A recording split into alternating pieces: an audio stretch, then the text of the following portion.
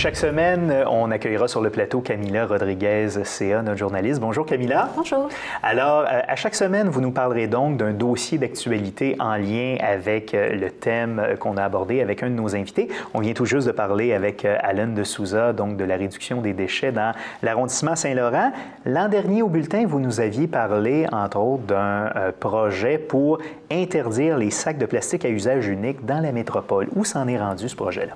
L'année passée, on s'était laissé sur Denis Coderre veut faire des consultations publiques parce que lui, ça fait quelque temps déjà qu'il s'était prononcé vraiment à l'encontre des sacs en plastique. Il voulait les interdire dans la métropole. Puis, ces consultations publiques se sont tenues la première semaine de juin. Il y a une vingtaine d'intervenants à peu près qui ont participé à l'exercice. L'Association canadienne de l'industrie du plastique, plusieurs écoquartiers, l'Association des détaillants en alimentation du Québec, entre autres. Et qu'est-ce qui est ressorti de cette consultation-là? Chacun a amené son point. D'un côté, les petits commerçants se sont dit, bon, interdire les sacs en plastique, ça pourrait peut-être avoir un impact économique pour eux parce que au sujet des achats impulsifs, en fait, quand on est dans un dépanneur puis on achète quelque chose qu'on n'avait pas prévu, bien évidemment, on ne l'avait pas prévu, donc on n'a pas de sac réutilisable, on n'a rien préparé. Donc, si on n'a pas de sac pour transporter l'achat, peut-être qu'on va se dire, finalement, je ne vais pas faire cet achat et par conséquent, entraîner une diminution des revenus pour le détaillant. Mais ça a été en Californie prouvé que, en fait, parce qu'en Californie, pendant une brève période de temps, les sacs en plastique ont été interdits. Puis finalement, il a été prouvé comme résultante que non, ça n'avait pas d'impact significatif pour ces détaillants-là.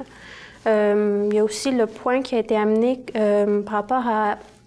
On dit sac en plastique à usage unique. À quel point est-ce qu'un sac en plastique est à usage unique? Parce qu'on peut en théorie le réutiliser, que ce soit pour les déchets ou... Effectivement, énormément de personnes le réutilisent pour les déchets ou tout simplement comme sac. Mais ça, c'est...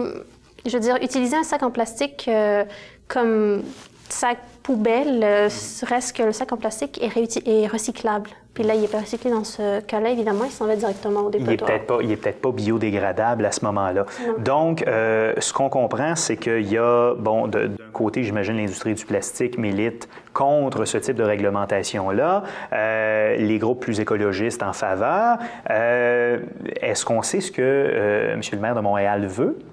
Oui, le maire, en fait, il voudrait bien faire un entre-deux, peut-être un compromis, peut-être aller vers des sacs biodégradables. Ce sur quoi tout le monde s'entend, c'est la nécessité de faire de la sensibilisation. Pour certains, la sensibilisation est un but en soi, pour d'autres, c'est un moyen. En 2008, il y avait eu le Code volontaire de bonne pratique sur l'utilisation des sacs en plastique. Donc, à partir de 2008, on avait vu apparaître les sacs en plastique à 5 sous ou 10 sous, ou même la vente de sacs réutilisables. Puis ça avait eu un impact assez significatif, puisque... Une réduction, il y a une réduction de 50% des sacs en plastique utilisés dans la métropole. Donc, disons que pour un code volontaire, ça a eu un impact assez impressionnant. OK. Et en ce moment, d'un point de vue environnemental ou écologique, quel est l'impact des sacs en plastique qu'on appelle à usage unique? Il faut savoir que le sac en plastique est nocif dès sa fabrication, donc le processus est nocif pour l'environnement. Puis évidemment, l'enfouissement du sac est nocif également puisqu'il prend 250 ans à se dégrader dans un site d'enfouissement. En ce moment, disons les derniers chiffres qu'on a là, d'Équiterre, en 2011, je pense, au Québec, on consommait 1 milliard de sacs en plastique par année. C'est quand même beaucoup de sacs, en effet. Est-ce que, parallèlement à ça, est-ce qu'il y a d'autres initiatives qui ont été mises en place pour réduire le volume de déchets sur l'île de Montréal, un peu à l'image de ce que l'arrondissement Saint-Laurent a réussi à faire? Il y en a plusieurs. En ce moment, la communauté métropolitaine de Montréal reçoit les mémoires de projets de plusieurs organismes pour construire son plan métropolitain de gestion des matières résiduelles. Ça, c'est un plan qui dure 5 ans. Donc, le dernier s'achève maintenant, 2015.